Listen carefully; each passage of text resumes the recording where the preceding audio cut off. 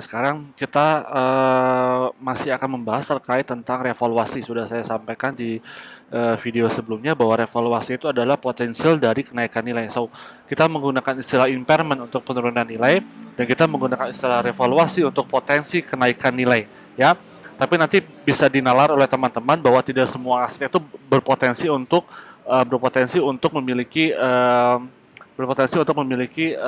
kenaikan nilai aset, ya, karena logikanya kalau kayak mesin semakin banyak digunakan, depresiasi, biaya perawatan dan segala macam, maintenance expense, maka logikanya sih dia akan turun, ya. Jadi memang revaluasi ini mungkin cocoknya untuk beberapa aset yang memang year to year-nya dia akan mengalami kenaikan. Nah, kita gunakan istilah revaluasi dan biasanya aset yang memiliki potensi kenaikan nilai yaitu adalah tanah, ya. Nah, sekarang kita lihat contohnya untuk revaluasi, ya.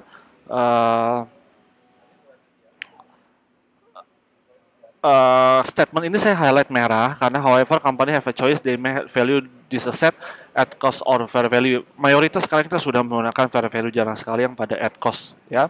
Nah, sekarang coba kita lihat contohnya revaluation of land, ya. Nah, kita lihat contohnya to illustrate, langsung saja ya ke contohnya, ya. To illustrate revaluation of land, assume that Siemens Group purchase land untuk harga 1 juta on January 5th, 2019, ya. The company elect to use revaluation accounting for the land in subsequent periods sesudahnya, subsequent, ya. At December 31st, 2019, the land fair value is 1.2 million. The entry to record the land at fair value is as follow, ya. Landnya naik 200, bukan 1.200.000, ya. Ini kalau 1.200.000, landnya ditambahkan dengan 1 juta jadi 2.200.000. Kita mencatat selisihnya saja 200 plus unrealized gain on revaluation land, ya. Jadi untuk revaluasi kita catatnya menjadi unrealized, ya. The land is reported on the statement of financial position 1,2 and the unrealized gain on revaluation, ya. Ini untuk pencatatan yang sifatnya dia revaluasi aset, ya, berupa tanah. Nah, sekarang kita lihat revaluation on depreciable asset, ya. Kita lihat contohnya at cost-nya berapa. Purchase equipment 500.000 Januari 2, 2019.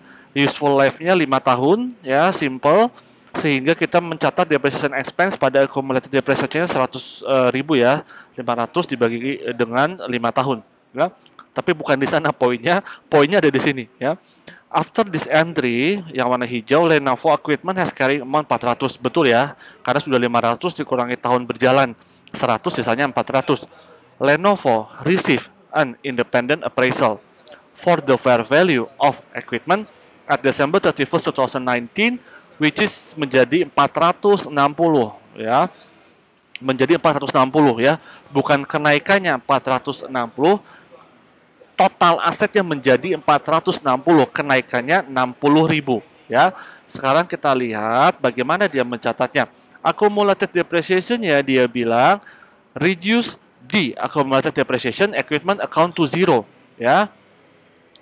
Kredit di offset ke debit zero, ya. Equipmentnya 40.000, unrealized gain on revaluation equipmentnya 60.000, ya. Kenapa 40.000? Reduce the equipment account by 40.000, ya. It then reported at its fair value menjadi 460, ya.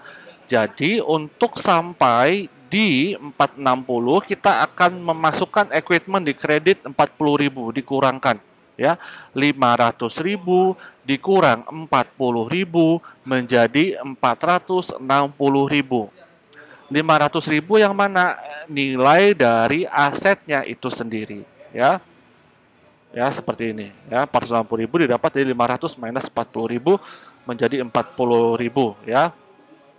Nah, ini pencatatan presentation at the financial statement-nya, ya. Ada unrealized gain 60.000, carry amount-nya naik menjadi 460.000, accumulated other comprehensive income-nya menjadi bertambah 60.000, ya. Nah, revaluation issue kita skip.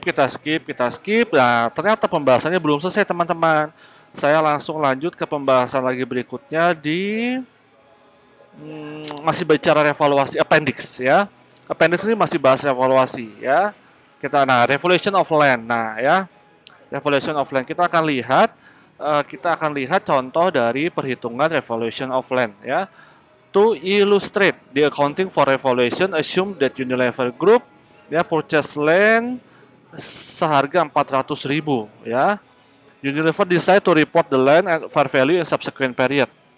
Pada tanggal Desember 31, 2019, appraisal on the land indicate that its fair value menjadi 520. Ya, kenaikannya berapa? Bukan 520 kenaikannya. Kenaikannya adalah 120.000. In total menjadi 520. Landnya kredit sebesar penambahannya 120.000. Unrealized gain-nya yaitu 520 dikurangi dengan 400 atau 120. Ya, unrealized-nya ya. Kita sudah menemukan 2 kali bahwa pencatatan kenaikan dari revaluation itu menjadi unrealized ya. Sehingga 400 revaluation-nya positif menjadi 520 ya. Nilai dari tanah tersebut ya. Modifikasi soal tidak sampai di sana ya. Kemudian revaluation 20 dibuat decrease, walaupun ini secara logika kayaknya agak sulit ya decrease ya, karena tanah majority ya, kecuali kita tidak bicara tanahnya bermasalah ya. Majority tanah biasanya harganya akan terus naik atau minimal dia sustain ya. Revaluation 20 decrease below historical cost ya. What happen if the land over value Desember 31 2020 itu adalah 380. So instead of 520 ya, sekarang dari 520 bukannya naik, dia bukannya instead of increase dia malah decrease 380 ya. Nah, unrealized gain on revaluation land-nya ya. Ayo, jangan lupa dinolkan dulu, teman-teman. Ya, karena kalau sampai ini tidak di offset ya, unrealized gain-nya dikredit ini ya, saya highlight, dia dikredit, warna biru ya. Kemudian kita mencatat penurunan nilai masalahnya sekarang. Nah, akibatnya menjadi 380. Ini kita offsetkan dulu, nolkan dulu sebelum kita mengakui yang 380 sehingga tidak ada lagi unrealized gain-nya 120 ya, kredit ketemu debit, jangan lupa jurnalnya. Loss on impairment 20.000 karena 400.000 ya. Ini refer to warna hijau ya. Warna hijau. Ya. Lainnya 520 dikurangi dengan 380 ya, ini 140 ya. 520 karena efek tadi ya, kita sudah mencatat revaluasi. Nah, sekarang dia revaluation-nya decrease below historical cost ya. Nah, ini tadi akibat kejadian yang sekarang ya. Jadi dia bisa dikumulatifkan seperti ini. Warna hijau juga konsisten sebesar 140 sehingga ending balance-nya 380 ya.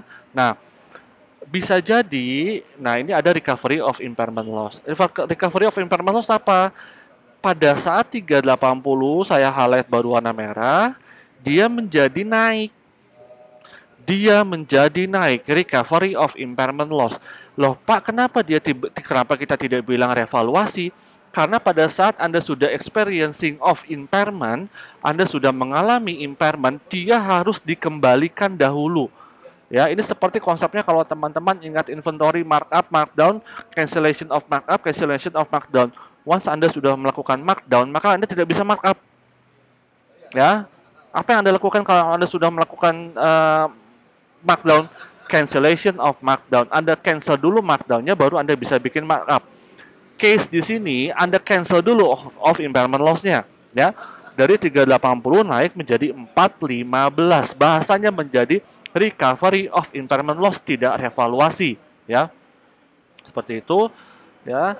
Nah, increase-nya menjadi 35.000, ya. Kita catat lainnya 35.000 dari 380 naik menjadi 415. Lagi-lagi kita catat unrealized ya, 15.000 ya.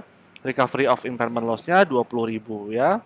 Nah, ini penambahannya jadi dia bertambah lagi. Tadi kita sampai 380 ya. Beginning balance-nya 380. Nah, ini case yang sekarang. Nah, ini case yang sekarang. Ya. Case yang sekarang yang berapa? Naik ya dia jumlahnya ya, 415 menjadi 380 menjadi 415. Ini penambahan. Jadi kalau teman-teman membaca ini memang dia tidak bisa sekaligus karena itu ada ceritanya dari atas ya. Dari 400.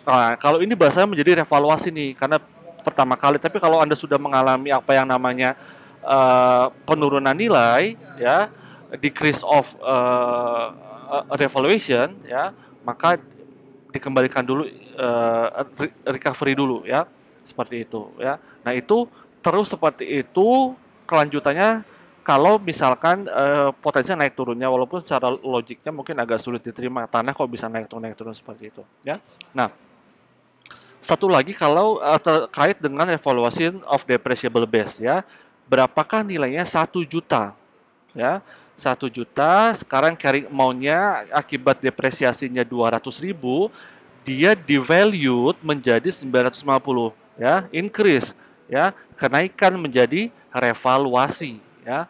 Nah, kenaikan menjadi revaluasi ya. Nah, pada saat 950 dikatakan naik, kita lihat pencatatannya ya.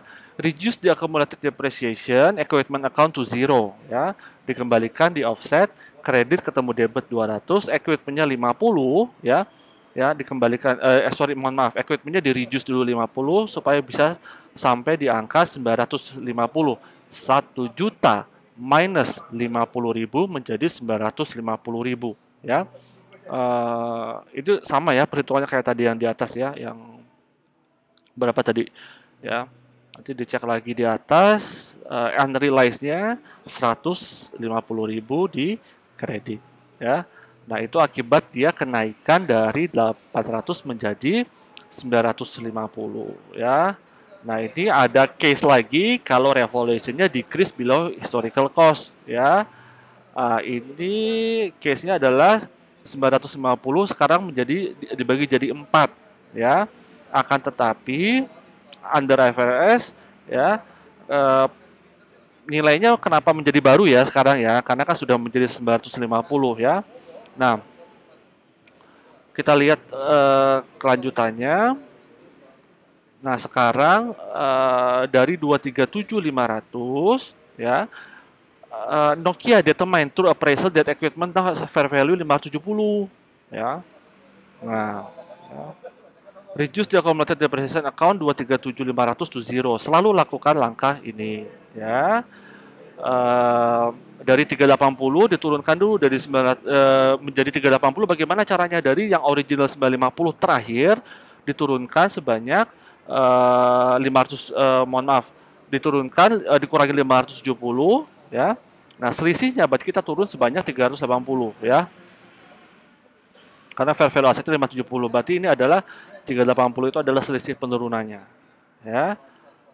Kita lihat pencatatannya, accumulated depreciation 237.500 ya, dikembalikan dulu to 0, loss on impairment 30.000 ya, unrealized gain-nya 112.500 dan equipment-nya dikredit ya 380 ya, dikurangkan ya karena 950 end up menurut appraisal berakhir menjadi 570 ya. Nah, ini adalah pencatatan untuk depreciable kalau below of historical cost ya. Nah, ini adalah akhir dari, jadi cukup complicated ya teman-teman ya. Tadi kita sudah depresiasi ini banyak sekali yang terlibat, mulai dari depresiasinya itu sendiri, kemudian ada impairment ya. Impairment hampir tidak dibahas, ada masalah tanah di sana ya. Kemudian habis impairment tadi modifikasinya, kalau saya boleh rekap ada beberapa, yaitu impairment yang paling mudah pada saat diketahui value in use dan fair value loss cost to sell-nya, tapi masih di nomor 2. Impairment ini bisa dimodif menjadi apabila kita harus menghitung value in use-nya dengan menggunakan present value ya. Kemudian juga bisa dimodif lagi pada saat impairment-nya dia dampaknya akan berubah pada penghitungan sisa dari remaining life of assetnya. Begitu kita masuk depresi. Depresi saya rekap, kemudian yang highlight-nya adalah teman-teman harus menemukan depletion rate-nya dulu. Ya, setelah depletion rate-nya baru dikalikan dengan penghasilan tiap tahun dari natural resource-nya. Masuk kembali ke masalah revaluasi. Revaluasi itu mostly dia adalah kenaikan nilai of asset. ya. Teman-teman tidak bisa mengatakan katakanlah ada revaluasi yang ada setelah dilakukan oleh impairment. Kalau ada impairment, berarti kita lakukan dulu adalah recovery of impairment loss, ya. Nah, baru kita di sana baru bisa melakukan kalau sampai ada revaluasi, impairmentnya pastikan dulu dia sudah selesai, ya. Nah, itu adalah akhir dari pembahasan terkait dengan depresiasi, depresi, impairment, revaluasi. Oke. Nah, nanti kita akan ketemu di video-video berikutnya, chapter berikutnya terkait dengan akuntansi keuangan menengah 1.